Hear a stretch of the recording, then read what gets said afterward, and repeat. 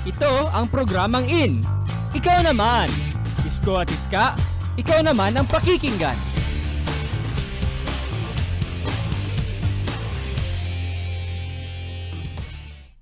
In talaga dahil dito, ikaw naman ang in. At ikaw naman ang pakikinggan dito sa Ikaw Naman. Ikaw naman. Ikaw naman. Ikaw naman. Ikaw naman. Ikaw naman. Ikaw naman. Ikaw naman. Ayan, hi! Good morning, classmates! Good morning, classmates. Yan. Siyempre, kasama nyo ngayon si classmate Kay. At si classmate Dominic, yan. Ayan, so bago muna tayo magsimula, gusto ko lang batiin si classmate Dom ng belated happy birthday. Hindi belated ngayon talaga. Ngayon ba? Oo. Ano bang araw ngayon? March 13. Ay, akala ko 12. Ay, 14. Okay lang yan. Pero salamat. Happy birthday. Salamat. Ako ay 18 na. Yes. Yes, pwede ka na makulong classmate. Ganon yung iniisip no? Oo nga, medyo yan. Mag-iingat na ako sa gagawin ko. Anyway, thank you. And syempre, Women's Month ang March, yan. So, itutuloy natin ang tema ng episode natin last week, di ba? Ayan, oo nga. So, last week, marami nga tayo napag-usapan tungkol sa, mga kababaihan, ganyan. So, ngayon naman, yun, women figures naman yung pag-usapan natin yan, di ba? Kasi usually nga, parang ina-associate with women. Kung yan, inang kalikasan, correct. Inang bayan, ganyan. Tapos may mga terms pa tulad ng mother tongue. Oo. Correct. And very important ng mga nanay natin para sa atin. Kaya siguro, we see abstract things as mothers who take care of us, di ba, who love us, and remind us of home or where we came from. Diba? Oo nga, kasi parang yun nga, parang may stereotype na rin siguro na na-associate nga na, kunwari yung nature, yung bayan, ganyan na associated siya with women kasi women yung nag-aalaga usually na parang nagki-care sa atin, 'di ba? So, yun, associated na siya doon. Pero ang mama isa lamang sa maraming images, 'di ba? Parang andyan din ang babae bilang anak, kapatid, kamag-anak, kaibigan, kasintahan, katrabaho, boss, at marami pang iba. Totoo yan. At meron na nga ding mga tinatawag ngayon na girl power. Correct. At mga tinuturing na mga model na sa girl power na ito. Parang, correct. Ayun, meron nga yung definition ng Oxford English Dictionary sa girl power. Wow. Power exercised by girls, specifically a self-reliant attitude among girls and young women, manifested in ambition, assertiveness, and individualism. Wow. So, although used more widely, especially as a slogan, ang haba, the term has been particularly and repeatedly associated with popular music, most notably in the early 1990s with briefly prominent Riot Girl movement in the United States, then in the late 1990s with the British all-female group The Spice Girls. And powerful women talaga. Yan, talagang may girl power kasi nakitaan natin yung women ng power talaga. And powerful women are history katulad ni Gabriela Silang, di ba? Gregoria de Jesus, Teresa Magbanwa, Melchora Aquino, o yung si Dantang Sora, and marami pang Totoo. iba. Usually, pag pinag-uusapan yung mga heroes, ganyan, ang unang maisip yung mga lalaki. Pero dapat i-take in, actually, isipin natin na marami rin marami rin talagang babae na parang correct. nag-take nga ako ng isang class dati na parang nagpa-game na paramihan ng masasabing, ay parang kunwari yung isang side, magsasabi ng pangalan ng mga hero na lalaki, tapos isang side, parang exhaust, tapos yun, parang sinungaling. Tapos yun, maraming ang hindi nakikilala, pero ayun, nung inaral namin, sobrang dami palang babae na hindi lang masyadong nare-recognize. And yun nga, powerful women naman in world history is Florence Nightingale, Amelia Earhart, Rosa Parks, at marami pang iba, di ba? Totoo yan. At ngayon, sa kasalukuyan naman, parang hindi naman hero, pero yung mga sikat na parang may girl power, nag-empower sa kanilang pagiging babae. Ayan, katulad na Beyonce, Angelina Jolie, si Oprah. Oprah Winfrey, tama, di ba? Yung sa story pa ng buhay niya, di ba, na rise siya, and tingnan mo ngayon. Totoo, classmate Dom, ano ba yung meron sa kanila in common? Bukod sa pagiging sikat nila, di ba? Na parang nagiging role model sila for women. Siguro sila yung mga talagang sa craft nila, iba-iba yung craft nila, di ba? Beyonce is singing, Angelina sa acting, pero nakikita mo na kahit itong craft na to, mostly yung iba nag-excel is men. Parang nakikita nila na, ay hindi, we need to excel kasi pantay lang tayo, equal lang tayo. So parang nakita ko yung pag-empower nila bilang mga kababaihan, especially Oprah talaga. So. Totoo yan. So, Ikaw, sino ba yung female role model mo na pwedeng celebrity or hindi? Ako siguro nanay ko talaga. Swear. As in, true. medyo cheesy siya pero nanay ko talaga. As in, I see everything sa nanay ko na parang on how I treat women. Siguro iniisip ko lagi na ito ganito ko ba iti-treat ang nanay ko, parang ganun. And syempre my sisters too. Totoo yan. Ako din. Actually, parang yung mom ko rin naman talaga. Kasi, syempre, siya yung kasama mo sa paglaki mo. So, siya talaga yung huhubog sa'yo at parang, correct. Syempre, nakikita mo siya habang lumalaki ka, nakikita mo siya na parang, gusto ko maging katulad niya. Ganun. Tama. And, syempre, yung mga female role models natin, nagiging inspiration natin yan. Inspiration to do things like writing. Totoo yan. Kaya naman kung kayo ay may mga talento sa pagsulat ng tula, short stories, essays, radio drama, o kahit original na komposisyon ng mga awitin, maaari kayong magpadala sa aming Yahoo account, ikaw naman sa dzup@yahoo.com, nang kayo naman ang bumida sa aming programa sa mga susunod na episodes. Ayan. So, sa aming pagbabalik ay mapapakinggan natin ang isang tula pagkatapos lamang ng ilang paalala manatiling nakatutok dito sa Ikaw Naman! Ito ang programang In. Ikaw naman.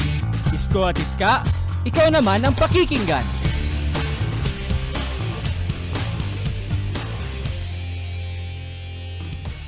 At nagbabalik ang Ikaw Naman! Kasama niya pa rin si classmate Dominic. At si classmate Kay. Ayan, kanina nga ating napag-usapan yung mga women of the day at yung mga nakaraan na nakakapag-empower sa kanila as women, as nag-empower.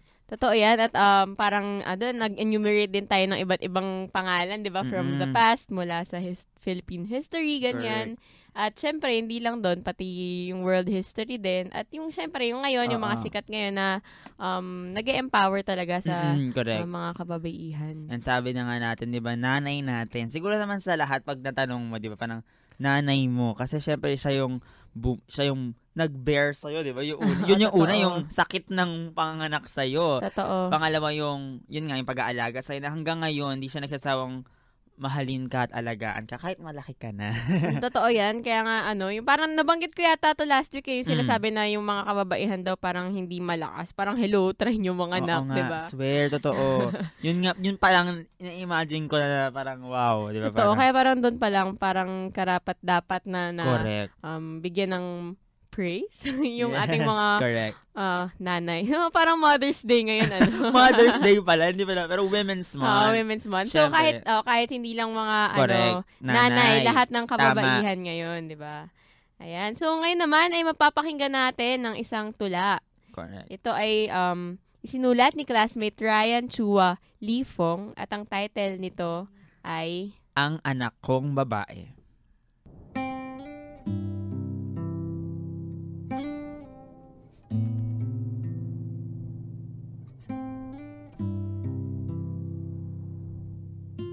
Maikaila ay hindi ko magawa. Umibig, nasaktan, dumanas, nagbunga. Sa labi may gatas pa, naging ama na, ng batang kay gandang ibinabandila. Kanino mumula ang king karikitan, kundi rin sa tunay na magulang naman. Arin niyang mukhang kinagigiliwan ay kababakasan ng katotohanan. Di may kukubli, kamali ay timbog, sa katalasan na mata niyang bilog. Isang kindat nito'y daig pa ang kulog, gigising, pupukaw sa lahat ng tulog. Sa pusod ng dagat, sa rurok ng ulap, sa lupaing patag, sa likod, sa harap. Ang mga balita mang usa sa ilap, patakasan, kanyang tayngay mahirap. Kinagigiliwan ay hindi ng iba, dila palibhasa'y tabak ng kapara. Sinong mapukulan, di man sinasadya, lubhang may ngit-ngit at ibig Manila. Sa gabing madilim, maningning bituin, iyong kalumbayan, kanyang papawiin.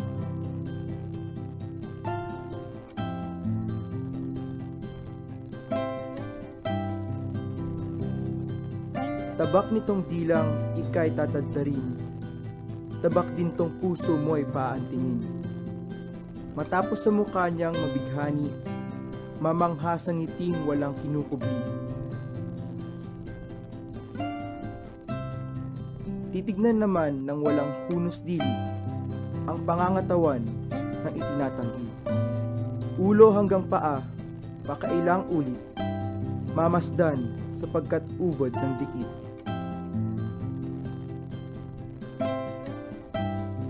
Hubog ng katawan ay kaakit-akit, nababalot ni ring talighagang damit. Nababatid naman ng utak kong iri, daratat daratal, panahong pipili. Kabiyak ng buhay at irog na kasi, sa katawan niya'y mamumunong hari.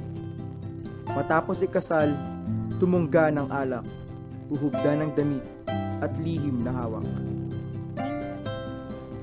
Sa gabing madilim, bibigyan ng galak, puso nila at may mabubuong anak. Magiging pangalan ng kanilang bunga, kwento, sanaysay, katha, dulat, tula. Na magsusupling din ng kauri nila, matapos mabasa sa panahong takda. Siya ang anak kong angki kagandahan, na walang sinisigaw kundi katarungan. Magiging salamin sa buhay kong ninuman, ang laman at dugo kong si panitikan.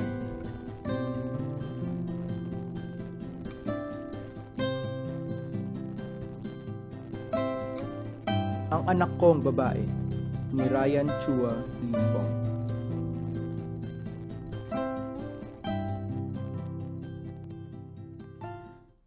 At ayan nga, ang anak kong babae ni classmate Ryan Chua Lifong. Ayan. So, Ano? nagulat, parang anong in-expect mo, classmate Dom, nung narinig mo yung title, ganyan? So, medyo nagulat ako at some point. Anak kong babae, parang medyo mysterious at first, na parang, ano to? Parang, forbidden child ba siya? Ganun. Oo, totoo. Pero yun, nagulat ako nung pinakinggan ko siya kasi parang ang tinutukoy niya palang anak niyang babae ay yung panitikan. Akala ko parang legit na tao yung tinutukoy niya. So, yun. So, note na sa mismong material, may mga missing letters sa end ng mga linya. It read, maikaila ay hindi ko magaw. Umibig, nasaktan, dumanas, nagbung. Nawawala yung mga letra sa dulo. Kasi yung last letters, when put together, form the phrase, ang panitikan. Wow! Ang galing. Hearing mo yun, ano? Ang galing. Totoo yan. So, ano yun parang form talaga siya sa isang tula, di ba, na ini-effort mo na. Correct. Minsan, kung hindi mo siya, minsan yung mga tao, kailangan mong suriing mabuti yung tula para ma-appreciate mo yung ganito. Kasi, Correct. pag binasa mo lang siya sa una, parang, ano na to, ba't kulang, ganyan. At saka minsan nasa form din siya, di ba? Totoo yan. So, yun. May sinabi doon, isang line, kanino mumula ang king kariktan kundi sa tunay na magulang naman. Parang nakaka-touch yung description ng persona dun sa anak niyang babae, di ba? Parang makikita mo na ino-observe niya talaga yung niya, anak.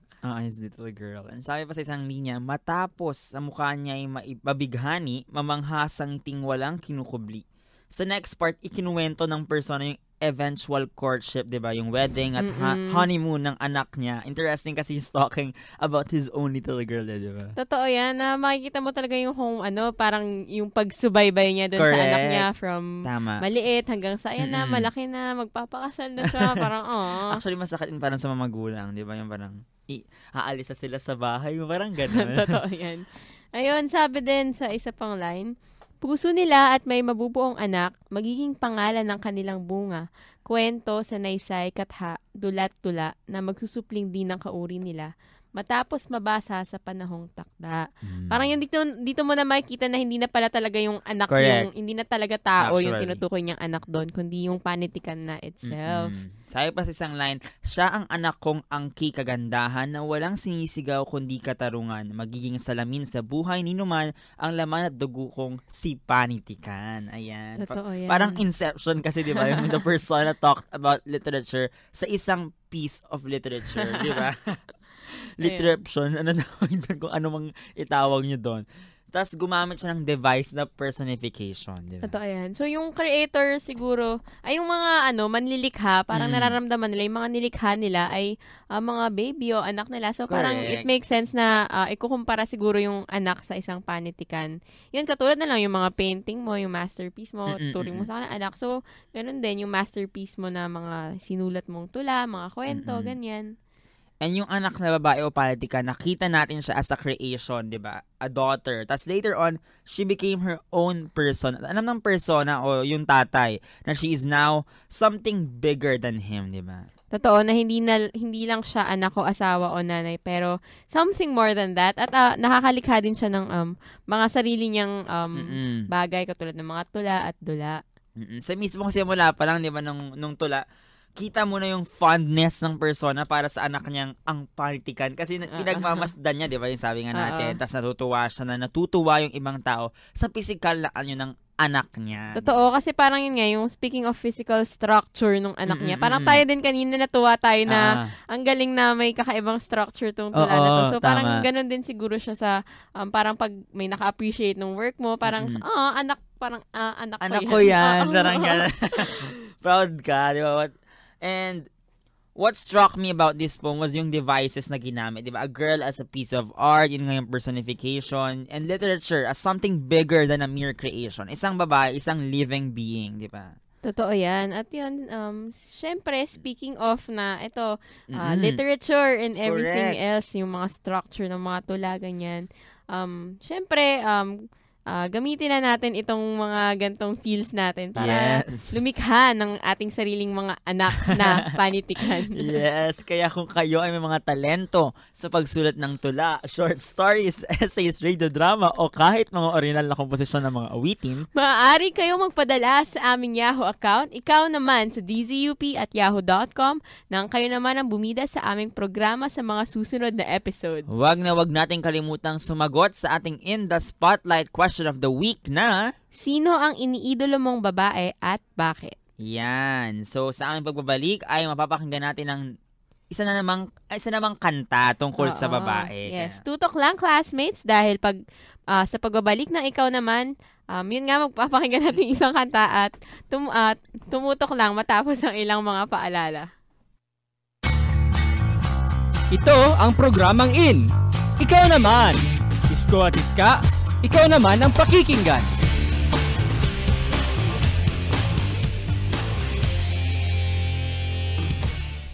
At nagbabalik ang Ikaw Naman. Kasama pa rin si classmate Dominic. At si classmate Kay. Ayan. So, kanina, napakinggan natin yung isang tula na pinamagatang ang anak kong babae. Na ang tinutukoy niya ay yung panitikan, ganyan. Correct. At sinulat ito ni classmate Ryan Chualefong. Oo. And ngayon naman, may kanta tayo ngayon. At ito ay ginawa o kinompose ni classmate Jose Miguel Soriano Tolentino. Siya ay from Ateneo High School. At ginawa niya to nung 4th year high school siya. Ayan. So, ito na. Huwag na tayo magpagtumpik-tumpik pa. Ito na ang What's Your Name, Girl?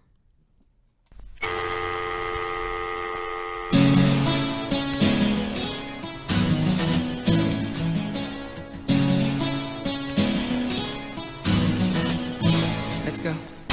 Got a glimpse, baby, now I wanna taste. You got me wrong, I'm not the one to trace. You mess me up, you're the number one exception. You're on my mind all the time, inception. Here I go again, falling back in love. All because I know you are the one. This won't be easy and it won't be fun. But girl, you got my heart, what's done is done. And every morning, babe, I wanna see your face. I said I'd warm your face with a kiss every day. I owe you so much more than what I gave. You are the master and I am the slave. There was something that I failed to mention.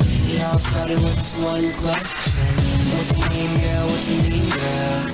You're the type of girl I wanna get to know. You got me wrapped around your finger. You're a movie, wanna take you to your show. What's your name, girl? What's your name, girl? In the nights and days you tend to grow. The way you smile, the way it kindles. I can take you to the place you only know. You're on my mind, beautiful and mine yours. All the time, is it true? Well, of course. And I know that I'll never get sick. There's no one else that I would rather pick. You Your personality, that's what I adore. And the beauty out there, that's for sure. The way your hair blows gently with the breeze, and the way that you smile, mercy please. And every evening, babe, I wanna see your face. I said I'd hold you tight and keep you nice and safe. I wanna give you that a guarantee that I could love you so properly. It all started back when we first met. You looked at me and then I said, what's your name, girl? What's your name, girl?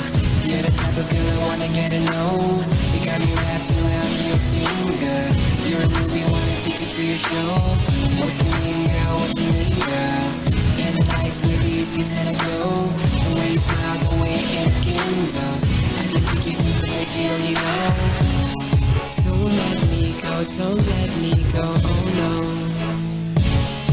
Don't let me go, don't let me go, oh no. 'Cause I'll wait, I'll wait, I'll wait, I'll wait. 'Cause I'll wait, I'll wait, I'll wait, I'll wait. What's your name, girl? What's your name, girl? You're the type of girl I wanna get to know. You got me wrapped around your finger. You're a movie, wanna take it to your show. What's your name, girl? What's your name, girl? You're the type of girl I wanna get to know. You got me wrapped around your finger. You're a movie, wanna take it to your show. What's your name, girl? What's your name, girl? Yeah, the lights like these, you tend to glow. The way you smile, the way it kindles. I can take you to the place you only know.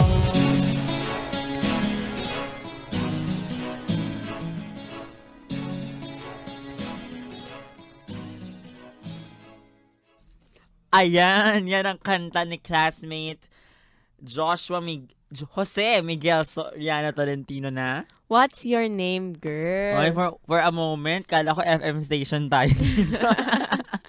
Totoo, medyo cool yung pagkakaano. Oo, at yan, para siyang pop star na ano. Totoo yan. Ayun, so ano bang gist nung kanta niya, ano? Well, medyo light lang siya dahil puppy love. The persona obviously adores the girl he's singing about.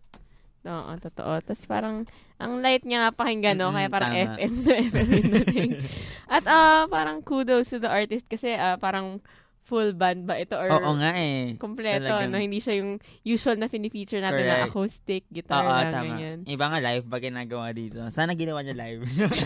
Anyway, very happy yung song kasi nga about puppy love, appreciating a girl, about young love, di ba? Totoo yan. At may isang line doon, parang, you are the master and I am your slave. Parang Ay? intense kasi yung usual na, queen of my heart sa Tama, mga ibang tama. kanta, ganyan. Kaso, bakit kaya kailangan may master at slave pa kung may love nga talaga? Ay, may ganun.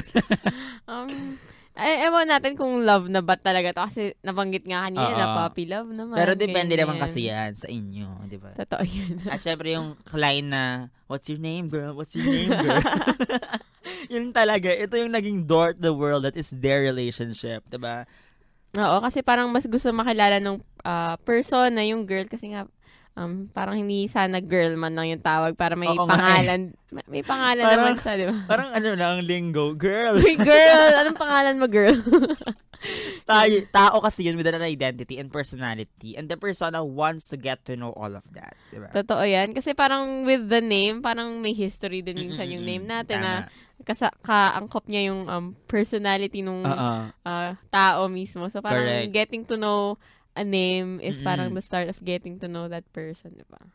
Sabi pa sa isang line, your personality, that's what I adore. Oh, di ba? Totoo, even more than the physical beauty, yung personality talaga yung nakaka-attract ng lovers and hindi lang lovers, kundi pati friends, ganyan, ng correct. people around us. Yes. Sabi pa sa isang line, I wanna give your dad a guarantee that I could love you so properly. Di ba?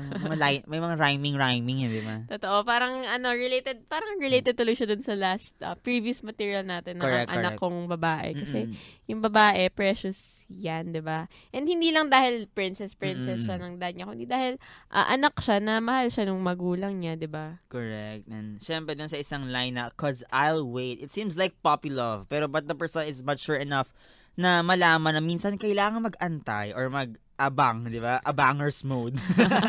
Like yung abangers. Mag-aabang ka, di ba? Para maging ready or available yung tao, di ba? Totoo yan. So, yun, dahil nga yung pinag-usapan nating girl dito sa kanta na to ay isang tao. She is a person na may feelings and hopes and dreams na basically whole siya as a person. Correct. Kaya siya naging attractive para dun sa persona, dun sa kumakanta, diba? At kaya willing naman maghintay in turn yung persona for that At magtanong, what's your name, girl? What's your name? At magtanong yun ng paulit-ulit. So really must be someone worth getting to know and worth waiting for, di ba? Totoo yan. At hindi lang dahil yung mga kababaihan ay dapat silang pinipursue ganyan na parang guys na magpupursue. Kundi dahil women are hindi lang worth waiting for, kundi worth something. Worthy. Worthy, ganon. Diba? Diba? At syempre, dahil dyan, huwag niyong kakalimutang sagutin ang ating In the Spotlight question of the week na... Sino ang iniidolo mong babae at bakit? Yes, sa aming pagbabalik ay mapapakinggan natin ang inyong mga sagot sa In the Spotlight, kaya tutok lang. Ito ang programang In. Ikaw naman. Isko at Iska, ikaw naman ang pakikinggan.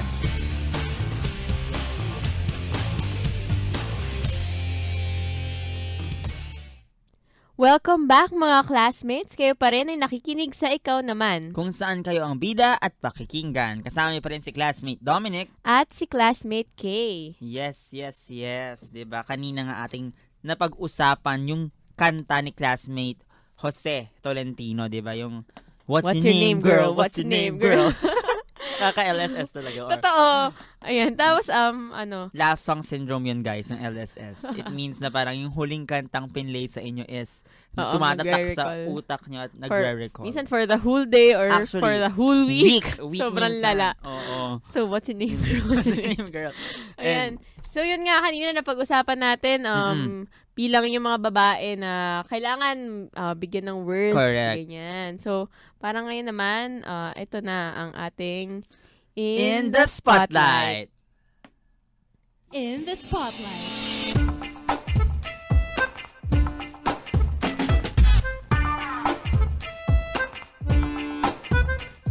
So, ang ating In the Spotlight question of the week ay... Sino ang iniidolo mong babae at bakit? In the Spotlight.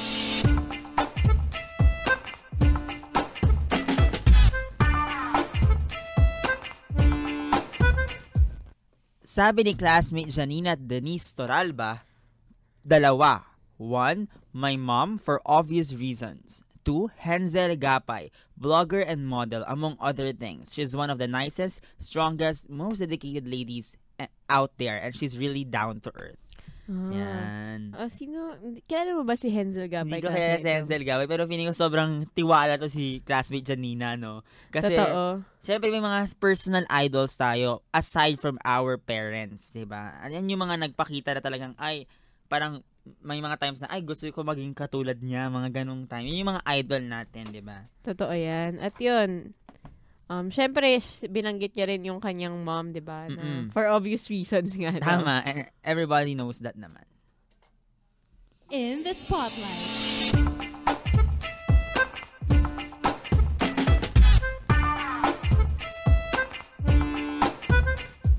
Sabi naman ni classmate Tesalonica Gayanes, nanay ko please, ibang klase, sobrang ellipsis, heart. Totoo, sobrang heart nga naman yung ating mga moms, diba? So, correct. Minsan, ito parang, wala na siyang masabi dahil sobrang iba lang talaga. So, I can't even. Totoo yan. Sobrang love, kasi wagas talaga ang pagmamahal ng isang ina, di ba? Parang, wow, di ba? Parang, hindi mapapantay ng kung sino man sa buhay mo, di ba? Ayan. Yan. In the Spotlight.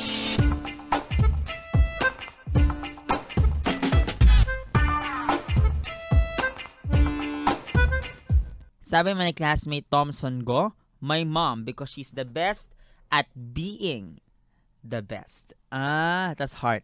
Ayun, diba? She's best at being the best. Parang wow. Superlative to the superlative. Totoo. Parang best raised to the nth power.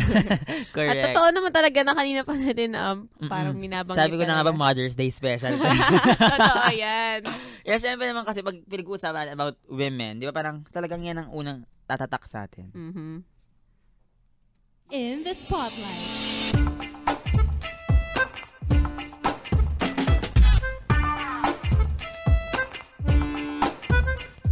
Sabi naman ni classmate Andy Kabiling, my mom, cause she's awesome and she's very sabaw like me. Guys, yung sabaw, ibig sabihin parang minsan, out of, yung pag-uutak niya. Pag-uutak.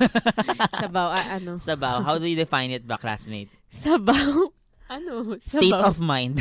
Isa siyang state of mind na parang sobrang di ba kasi yung utak natin solid. So, Oo, sobrang pag maraming iniisip, Oo. parang minsan, lurler ka. Lurler, isa pa yan. Hindi, wait lang. Yung sabaw kasi, di ba, yung utak natin solid yan. Kaya naging sabaw, parang naging liquid na sa sobrang stress or sobrang... Tama. At minsan Kabaliwan. nawawala tayo sa isip natin. Pero ang kulang nun na yung parang mom na Oo nga sabaw. Parang, we're alike, mom. Parehas Totoo. tayo. Kasi usually pag mom, di ba, sabihin nila yung mga strict, ganyan. Mga like mother, like daughter, yung mga ganun. Oo, Like pero- mother, like son, mga ganun. In the spotlight.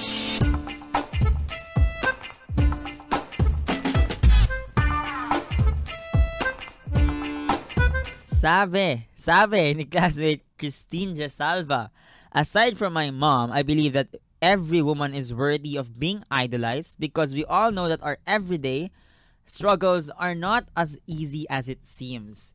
Wow, mom. I love it, yung wow, mom. Kasi pag binaligtad mo yung wow, mom eh. Oh. Wow. Yun. Totoo naman na every Uh-uh. woman deserves to be Correct. idolized. Dahil kanya-kanya Tama. tayo ay kanya-kanyang woman ay parang may sariling struggles na napagtatagumpayan everyday. Mm-mm. Parang sobrang hirap maging babae given this situation. Sobrang totoo. Oo. Yan. 'Di ba? So every woman deserves a praise or Correct. ganyan. Yan ang ating In the Spotlight. In the spotlight.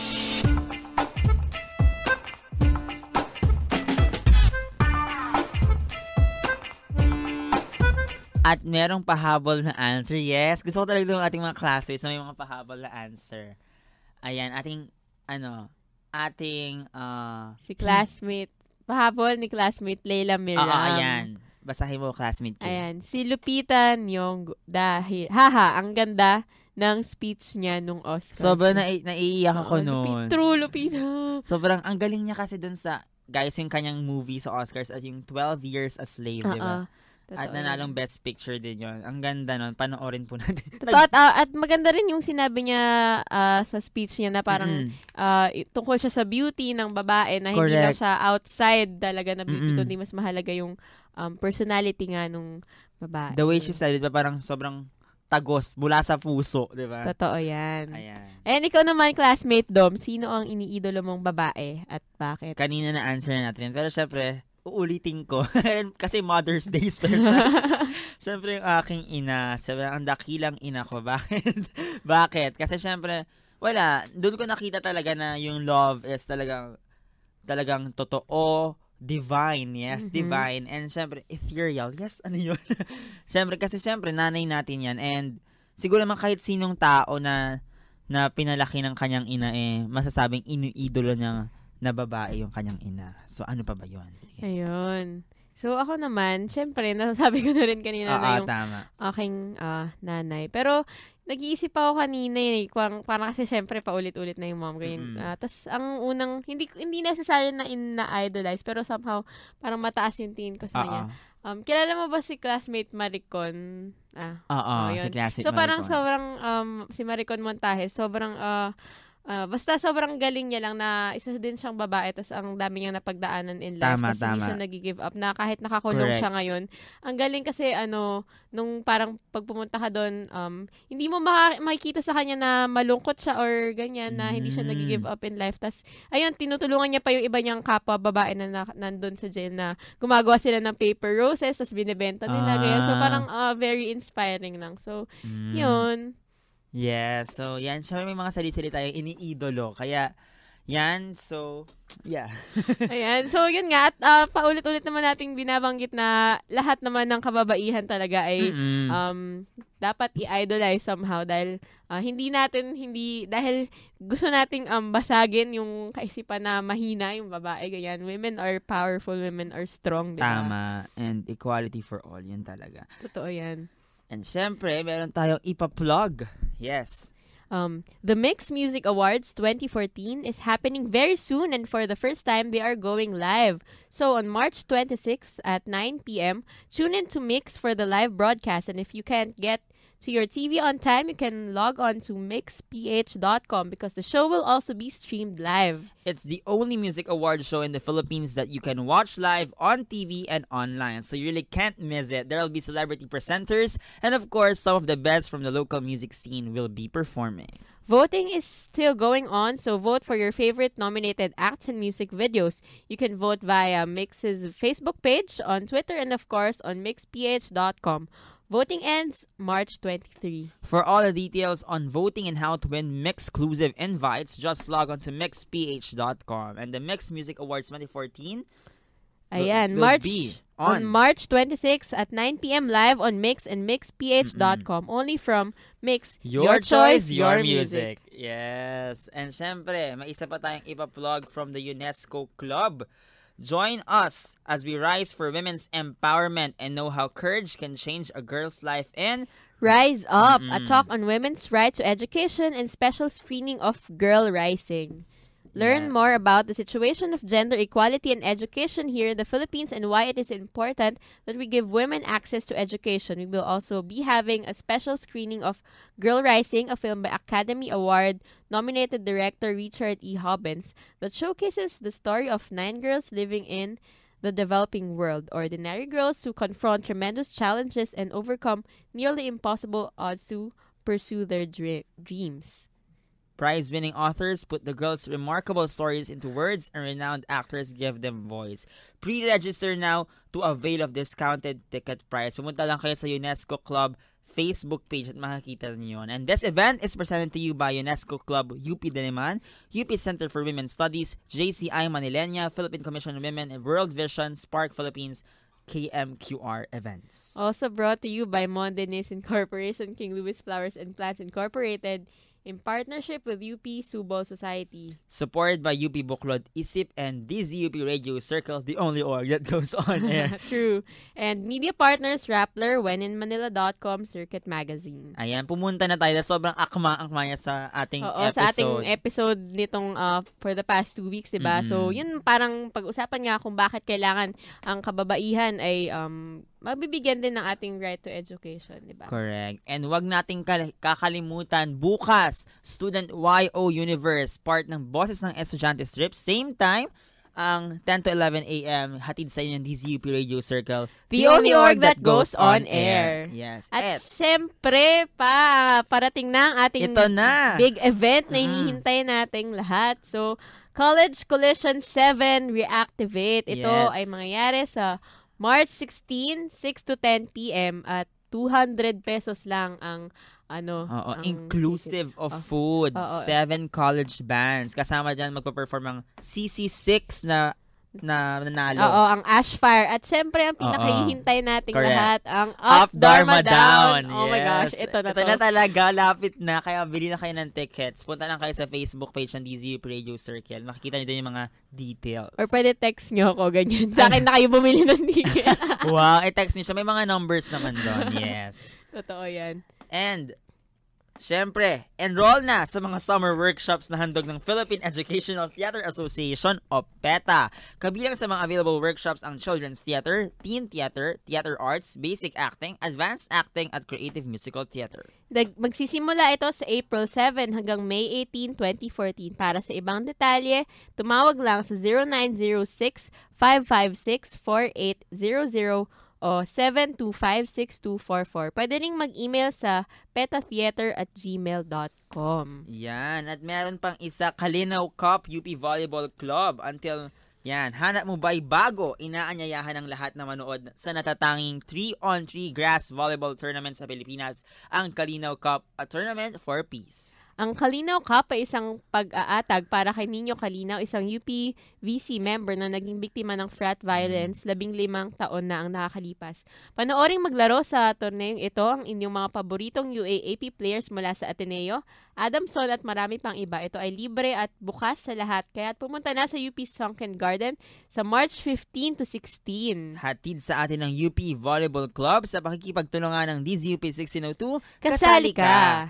And yan, syempre, wag nating kakalimutan ang value na ating natutunan for this day. Diba? Totoo na, yun, nabanggit natin ang ating mga mom na paulit-ulit na nating parang halos lahat ng sumagot sa ating in the spotlight ay yung mom talaga yung sinabi. Tapos nandiyan din yung iba pa, yung historically naman na-prove natin na may worth talaga yung mga babae, di ba? Ayan. So, yan. So, wag natin kalimutan ng empowerment ng women. And syempre, yun nga, yung simpleng pagbibigay natin ng praise sa ating nanay, andun na yung pagrespeto natin. Totoo, hindi lang sa ating mga nanay, yung mga kaibigan natin, correct. Ganyan, di ba? Sisters, oo, mga kapatid, lahat ng babae sa paligid natin, people need appreciation. Hindi lang simpleng appreciation, kundi yung respect itself. Correct, diba? respect. And yan. At yan mga classmates, isang episode na naman ng Ikaw Naman ang inyong napakinggan. Samahan niyo kami muli sa susunod na linggo kung saan bibida ang isang panibagong classmate. Muli, ito si classmate Dominic. At si classmate Kay. Hanggang sa susunod na linggo, dito lang sa programa kung saan kayo ang in at kayo ang pakikinggan. Ikaw naman! Ito ang programang In. Ikaw naman! Isko at Iska, ikaw naman ang pakikinggan.